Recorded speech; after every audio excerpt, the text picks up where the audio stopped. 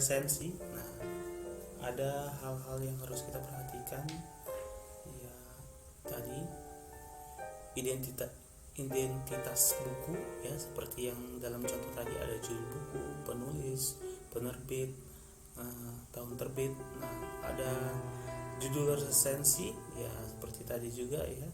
Orientasi ada, ringkasan, tanggapannya, ada kelebihan, ada kekurangan. Nah, begitu. Menilai tanggapan secara mandiri. Nah, ini juga ada tabel-tabelnya. Ini panduan menulis tanggapan berbentuk teks resensi, ada judul.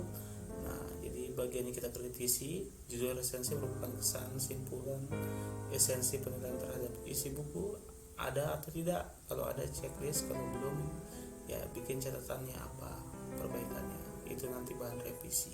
Begitu selanjutnya. Nah, merevisi hasil tanggapan. Nah, sama seperti tadi yang saya bilang, yang belum itu kamu revisilah hasil tanggapan kamu. Jika pada kolom ada aspek yang belum ada, nah kamu buat juga catatannya. Jadi simpulan materi hari ini, ya, dapat kita simpulkan.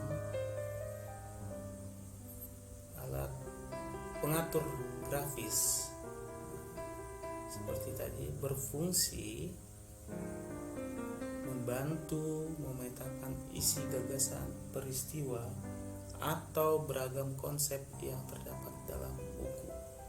Nah, itu dia fungsi alat pengatur grafis. Gambar-gambar yang mempermudah kita. Contoh alat pengatur grafis, ya, ada 3 di situ. Saya hanya mengulangi saja. Rantai peristiwa, proses, diagram peristiwa, ya, dan yang terakhir adalah peta gagasan. Nah, seperti tadi udah dijelasin juga, kamu bisa mengulangi lagi. Diagram peristiwa. Nah, saya memfokuskan di sini ada beberapa bagian-bagian yang mau saya bedah. Nah, tentunya ada pengenalan, ada konflik muncul, memuncak, klimaks, dan bagian terakhir itu pemecahan masalah. Nah, tentunya bagian awal ini pengenalan. Pengarang memperkenalkan tokoh-tokoh. Ya, disitulah mulai diperkenalkan namanya, bagaimana letaknya. Nah, mulai timbul konflik, itu konflik muncul.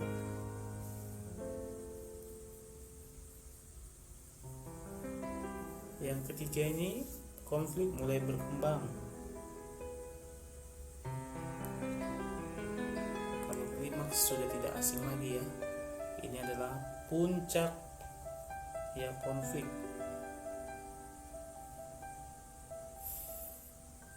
Dan yang terakhir, pemecahan masalah itu akhir cerita atau cerpen, penyelesaian konflik, ada endingnya di situ.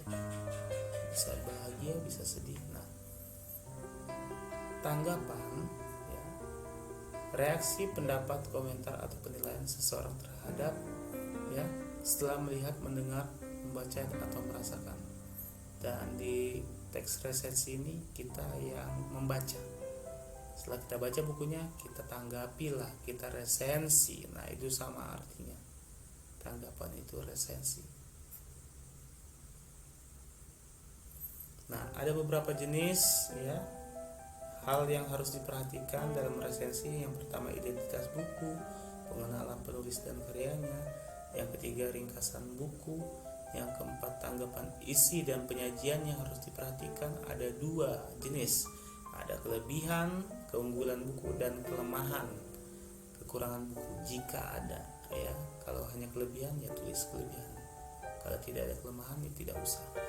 Tabel panduan meresensi, ya, seperti ini.